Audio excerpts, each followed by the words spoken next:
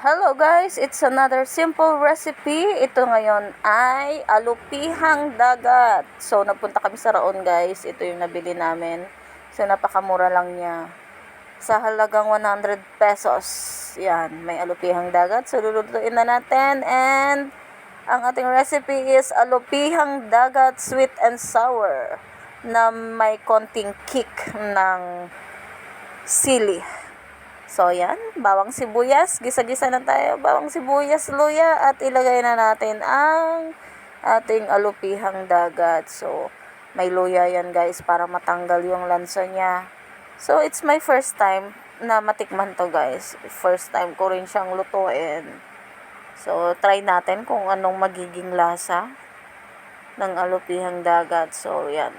Baliktad ko lang ng para maluto siya. Sabi ng tindera, para daw siyang hipon. So, masubukan nga.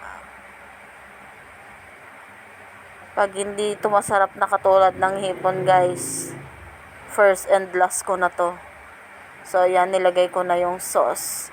Yan ay pinaghalo-halo ko lang, guys, na toyo, konting suka, ketchup, paminta, asin, asukal. Yan, so, yan na. So, lagay na rin natin yung siling haba. Ayan, maanghang yung sili na yan guys. So, yan muna. Steady muna.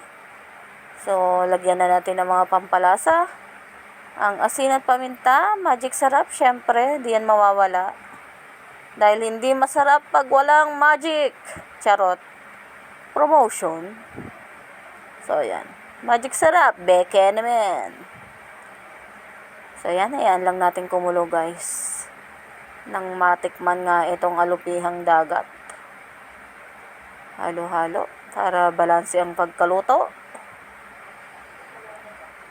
So yan, lalagyan natin ng slurry or tinunaw na harina para lumapot ang sabawi. Sabaw. Sabaw, sarsa. Sarsa pala, hindi sabaw. So yan. So plating na tayo. At nang masampulan na. So, mga ilang peraso din to guys. Ayan. Plato na natin. Matagal na to guys eh. Ngayon ko lang to na-edit. Kasi mag-edit ni Nobby So, ayan. Ay, wala palang carrots yan. Sili lang pala yan. Bawang sibuyas, luya lang pala yung nakikita ko sa itaas. Ayan. So, ready nang masampulan guys.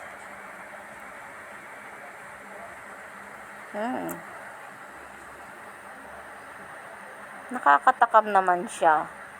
Pero, ang review ko dito guys, wala pala siyang masyadong laman.